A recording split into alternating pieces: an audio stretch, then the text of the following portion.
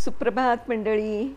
मी नीलिमा पटवर्धन आणि आपण सध्या वाचत आहोत विद्याताई पेठे लिखित ललित रंग हे त्यांचं पुस्तक. कालपासून आपण वाचायला सुरुवात केलं आहे. जाऊ बाजारी हा त्यांचा लेख.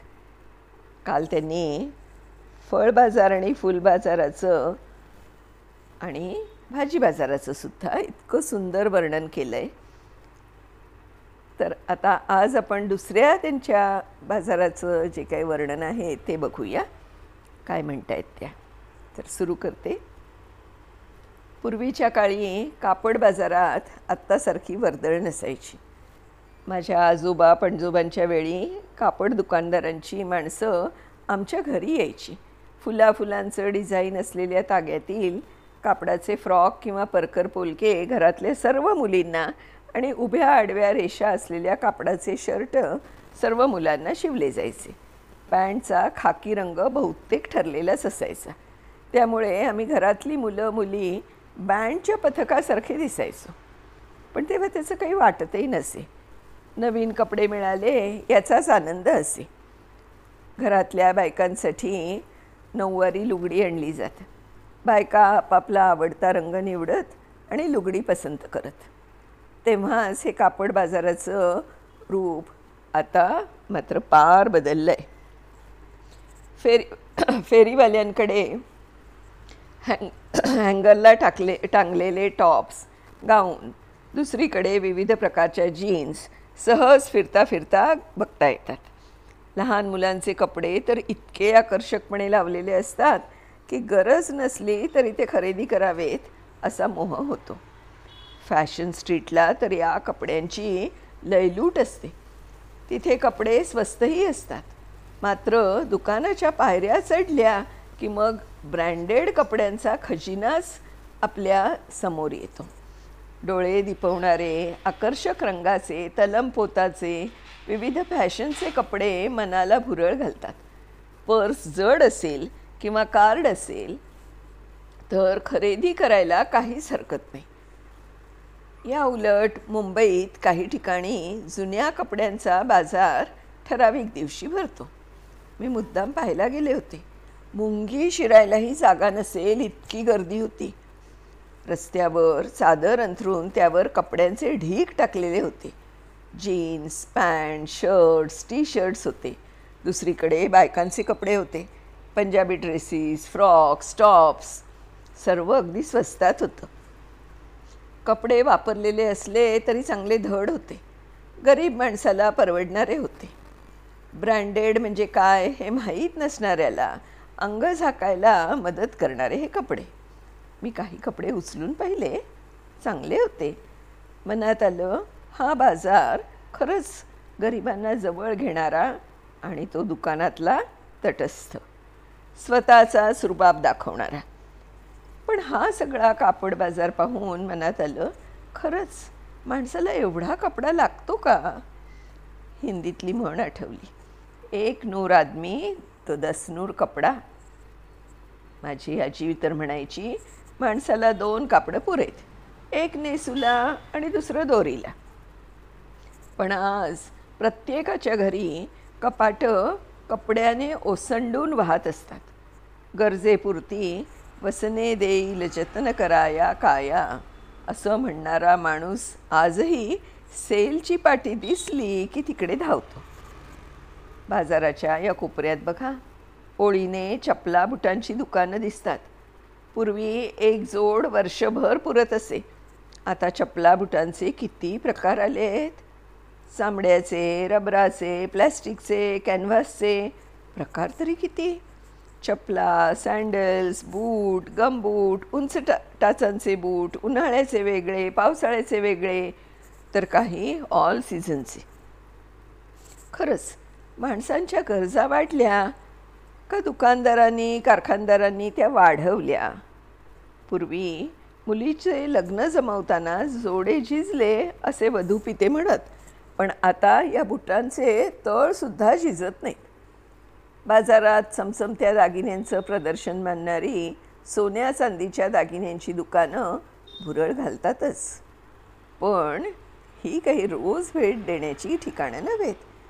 असं म्हणून आपण नजर हटवायची. आधुनिक जगात हा सर्व बाजार एका ठिकाणी निर्माण झाला आहे.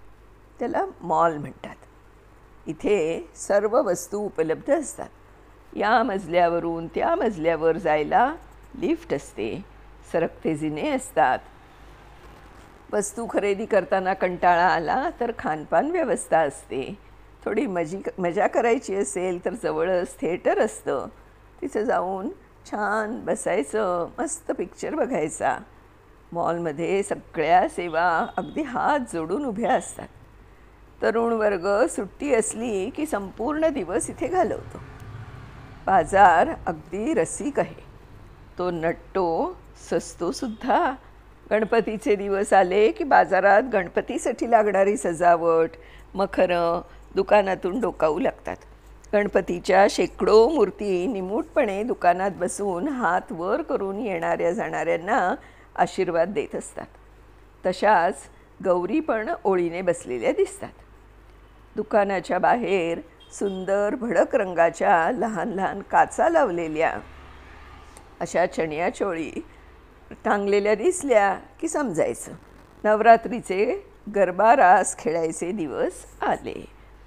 दिवाळीला बाजाराचं रूप न्यारच असतं. सगळीकडे दिव्यांचा चमचमाट, उघडझाप करणारे दिवे जणू आपल्याकडे बघून डोळे मिचकावतायत असंच वाटतं. फेरीवाल्यांच्या गाडीवर पणत्यांचा ढीक दिसतो.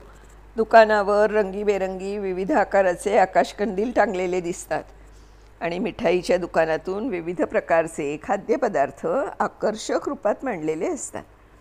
फटाक्यांची आरास मांडलेली असते.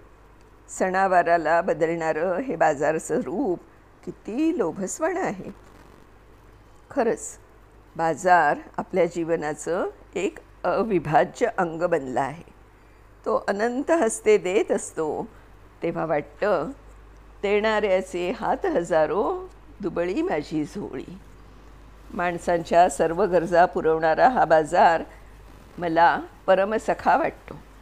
खरंच बाजारा, तुझे मानवजातीवर खूप उपकार आहेत असा विचार करत मी बाजारातून घरी आले.